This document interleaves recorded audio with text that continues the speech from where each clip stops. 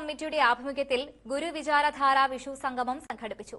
പരിപാടിയുടെ ഭാഗമായി യുവധാരയുടെ നേതൃത്വത്തിൽ ലഹരിക്കും മദ്യത്തിനുമെതിരെ ശബ്ദമുയർത്തുകയും ഇന്നത്തെ സമൂഹത്തെയും കുടുംബങ്ങളെയും ശിഥിലമാക്കുന്ന ലഹരിക്കെതിരെ ശക്തമായ അവബോധം സൃഷ്ടിക്കാനും പ്രതിജ്ഞ യുവാക്കളെടുത്തു.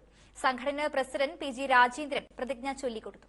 യോഗം പി ജി രാജേന്ദ്രന്റെ അധ്യക്ഷതയിൽ ചേർന്നപ്പോൾ ഒ പി വിശ്വംഭരൻ സ്വാഗതം ആശംസിച്ചു. പ്രമുഖ വ്യവസായി എൻ മുരളീധര പണിക്കർ സംഗമം ഉദ്ഘാടനം ചെയ്തു. ഷാജി ശ്രീധരൻ, ഡയസ് ഇടിക്കുള, ശ്യാം പ്രഭു, യേശുദാസ്, വിജയകുമാർ, വിനു വിശ്വനാഥ്, വിജയകുമാർ ഇരിങ്ങാലക്കുട, വിഭു രഘുവരൻ, ശൈലേഷ്, ദിവ്യാമണി എന്നിവർ പ്രസംഗിച്ചു. തുടർന്ന് പരമ്പരാഗത ആചാര അനുഷ്ഠാനങ്ങളോടെ വിഷുക്കണി ഒരുക്കി കൈനീട്ട് നൽകി ചടങ്ങുകൾക്ക് തുടക്കമായി. വിവിധ കലാപരിപാടികളോട് വിഷു ആഘോഷത്തിൽ നിരവധി കലാകാരന്മാർ പങ്കെടുത്തു. സാംസ്കാരിക സംഗമം, തിരുവാതിര, നാടൻപാട്ടുകൾ, ഗാനമേള, നൃത്തനൃത്യങ്ങൾ എന്നിവ ശ്രദ്ധേയമായി.